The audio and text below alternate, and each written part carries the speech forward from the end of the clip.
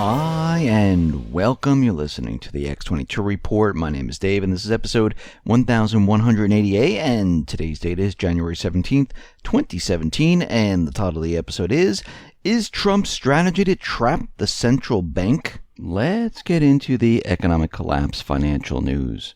Now Trump is out there, he's tweeting that there are jobs that are going to be coming back to the United States. And we see Walmart is out there and they're planning to add about 10,000 retail jobs in the U.S. It's going to be opening new stores, expanding their locations. They're going to create 24,000 construction jobs. And there will be 59 new expanded and relocated Walmart and Sam's Clubs, all throughout the country. And you hear this news, it sounds fantastic. 10,000 more jobs in retail. And then you have to think, well, wait a minute. Retail sales online and brick and mortar, they've been dropping. Actually, Walmart sales have been declining. Profits have been declining. Why would they open more stores at this point? It doesn't make sense. Now, we can see that Trump has been talking to all these different companies. And at this point, Trump is trying to get all these companies on board to put out the word that yes, jobs are coming back to the United States. It's a fantastic PR stunt. It's incredible. He's also saying that GM has agreed and they're going to be unveiling that 7,000 new U.S. jobs will be created here in the United States. They're going to be investing $1 billion in U.S. manufacturing operations, and over the next few years, we're going to see these 7,000 jobs. Once again, incredible PR before he's inaugurated. And then we hear from other companies like Hyundai, which is going to be investing about $3.1 billion over 5 years in the United States, bringing jobs here to the United States. Ford is saying the same thing. Toyota is saying the same thing. Remember, Trump is telling these companies that there's going to be import taxes. So, of course, the companies are going to say, yes, we're going to be bringing everything back here. But we need to look at this and say, why is he getting everyone on board right now? Remember, none of these companies have done anything. Nothing has changed in the economy. The illusionary numbers, again, are fake, phony, and false. Trump knows this. He knows the economy is not doing well. He ran on this. He knows the economy is hurting big time. So why in the world would he be pushing out the notion that all of these jobs are coming back when the economy is deteriorating? Well, he's doing it to trap the central bank. Think about what the central bank has planned for Trump. They are planning, and I'm talking about the elite, the deep state, the shadow government, the central bank. What are they planning to do during his presidency? They've built the economy up on a gigantic illusion. Unemployment, we know, is manipulated. GDP, completely manipulated. All the indicators that we've been looking at, they're flashing recession, that we are in a recession. We know that inflation is coming. They're trying to keep the interest rates as low as possible. Trump realizes that this economy is doomed. He realizes that it can't go anywhere at this point. Something dramatically has to change. We need a reset. We need to wipe out all this debt. And I didn't even talk about the amount of debt. What he's doing right now is he's protecting himself. Because we know the elite, the shadow government, the central bankers, they're going to try to blame the crash of the economy on Trump. So Trump is out there trying to switch the whole thing around on the central bank. Because he's going to be saying, listen, I have all these and I don't think he's finished. We have all these companies coming back to the United States. Manufacturing is coming back. Retail's coming back. They promised, listen, it's all over out in the corporate media. It's out in the alternative media. They're going to be creating jobs like crazy. And you're telling me that the economy just crashed? Well, I was trying to improve it. What did you do that made this happen? So it looks like at this point, he is trapping the central bank. He needs to do this because he understands the economy needs to be completely reset. He understands that the economy is deteriorating. He understands that without this, the economy can't move forward. Now, is it going to be painless? No, it's going to be very painful as we go through this economic collapse. And it looks like he's setting it up, so it's going to be very tough to blame it on him. We see the Empire Fed Manufacturing Survey. Well, that has declined. It missed expectations, and it was revised lower. And the Fed printed 6.5, missing expectations of 8.5, and it was revised lower in December at 7.6 from 9.0. And it looks like things are starting to move the opposite way. We see new orders also tumbled. So things aren't going as well. Now, if you notice, the corporate media is out there and they keep saying that this is Trump euphoria. Trump is making the stock market go up. Trump is doing this. And it looks like when the crash comes, they want to say, oh, the Trump euphoria, it just died.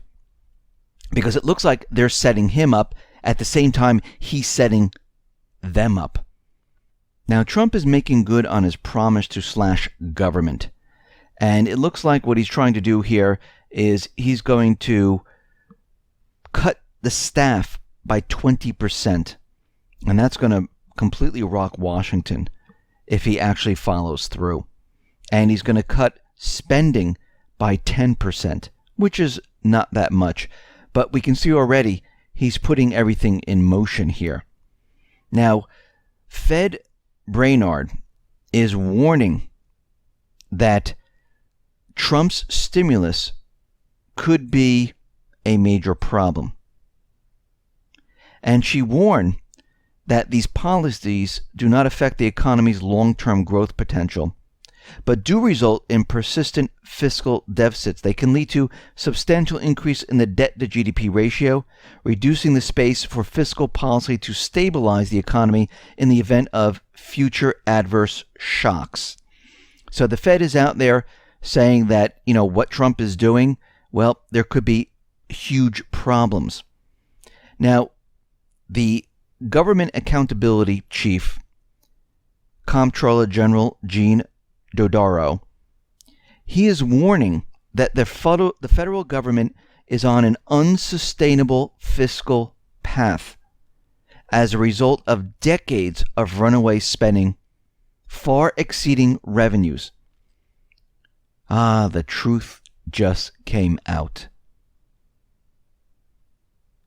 What he's saying is the government is spending a lot more money than what is being brought into the government. That means every time the corporate media is out there telling you how great tax revenues are, actually they're just giving you a number. You can't really gauge it with just a number. What he is saying is that there's not enough revenue coming into the government compared to how much they're spending. And he went on to say that the current federal deficit is $587 billion, and it's up from $439 billion for 2015. The report attributed the increase in the annual deficit to higher spending for Social Security, Medicare, Medicaid, interest on the debt. He said, I remain deeply concerned about our government's unsustainable long-term fiscal path. And he's worried about this because what we're seeing right now is that if the interest rates move up just a little bit, the government will not be able to pay off the interest on the debt because the debt is continually rising. Just in the year of 2016, it went up another $1 trillion. If it goes up another $1 trillion next year and another $1 trillion, the government's going to have a very difficult time paying any of this back because what we're seeing right now is more companies, more retail stores, they are continually laying off individuals. They're closing, which means less revenue into the government. I'm getting word that there's more and more people writing into me telling me that they just got laid off from their high-paying, great job that they've been working for different companies between 10, 15, 20 years, and they were just let go. And this is a major problem. Remember, nothing has changed in the economy whatsoever. Trump has not done a thing yet. He's not even in office. Yes, he's telling different manufacturers and companies that he's going to impose a border tax. He's going to be doing this. He's going to be doing that. But nothing has really changed. Well, yes, things have changed. Since the beginning of this year, we've seen more stores close, more layoffs, and they're continuing because this holiday season was a complete disaster. And what we're seeing right now is that, again, Trump, he is protecting himself. Remember, he knows how to go through a default, a bankruptcy. He knows what to do. And he's preparing, he's getting ready to deal with the defaulting country. Now, out in the UK, Theresa May is out there, and she is preparing to make a speech that will signal that Britain will make a clean break from the European Union. They're not seeking to remain half in, half out, or some type of partial membership. They want to be out completely. And it looks like they're going to be going forward with this. I believe in March, they're supposed to be implementing Article 50. And this will sever all ties with the EU. And there's many other countries that are planning to have some type of referendum where they're going to be doing the same thing as the UK. I mean, we're looking at Italy, we're looking at France, and what we're seeing right now, that this is going to spread because as more and more countries decide to do this, the EU is doomed at this point. And again, the central bankers, which is the EU, they're going to do whatever they possibly can to stop this. They're already telling the European nations, listen, no more referendums, we're done with this. But the people, they're not happy. The people don't have jobs. The people see that the globalists, the central bankers, have ruined the economies, that it's not working. And throughout time, we've seen this many times before, where the people, they've been battered down, they have no jobs, they can't make a living, and eventually they can't take it anymore. And they rise up, and we're seeing this throughout the world, and we're seeing it here in the United States, and this is going to spread, and it's continually spreading throughout the world. And the elite, they're very worried about this. The central bankers, very worried about this because they still are pushing their plans forward. They don't want to stop. They want to reach their goal for a one world government. Make sure that everyone has one currency, which they control. And this has been their plan since the beginning. Listen, everyone, thanks a lot for listening. Be well, be safe, and especially be prepared. Thanks a lot.